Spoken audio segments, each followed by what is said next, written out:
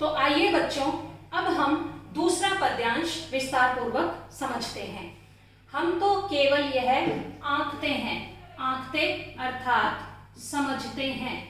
कवि कहते हैं कि मनुष्य तो केवल यह समझता है कि एक देश की धरती दूसरे देश को सुगंध भेजती है, कि हवा के माध्यम से एक देश दूसरे देश को सुगंधित हवा भेजता है। सुगंध का अर्थ क्या होता है?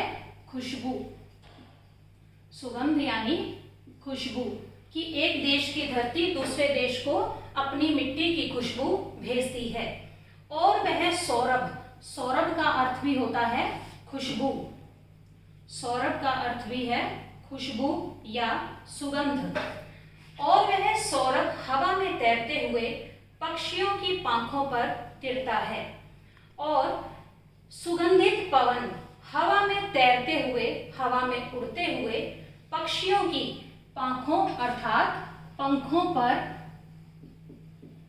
पर तिरता यानी तैरता है। अर्थात कवि कहते हैं कि जो खुशबू एक देश से दूसरे देश में जाती है, वह पक्षियों की पंखों पर तैरती हुई ही दूसरे देशों तक पहुंचती है। और एक देश का भाप, भाप होता है गर्म पानी, गर्म हवा जो उड़कर भाप बनाती है और फिर बादल बरसते हैं।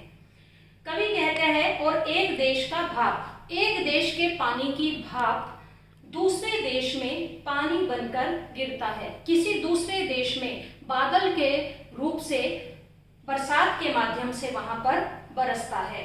अर्थात एक देश का पानी जब भाप बन जाता है तो वह दूसरे देश में बादल बनकर वर्षा के रूप में बरसता है। कवि के इन पंक्तियों में कहने का भाव यह है कि प्रकृति और भगवान कभी किसी से भेदभाव नहीं करते। प्रकृति के सारे साधन सभी मनुष्यों के लिए समान रूप से अपना कार्य करते हैं, लेकिन मनुष्य विश्व बंधुत्व का संदेश भूल जाता है और वह केवल अहंकारवश और स्वार्थवश केवल अपने ही बारे में सोचता है। इस कविता के माध्यम से कवि हम विश्व बंधुत्व का संदेश देना चाहते हैं, ताकि सभी मनुष्य आपसी भेदभाव को भुलाकर एक दूसरे की सहायता करें और संपूर्ण विश्व में भाईचारे की भावना फैलाएं। धन्यवाद।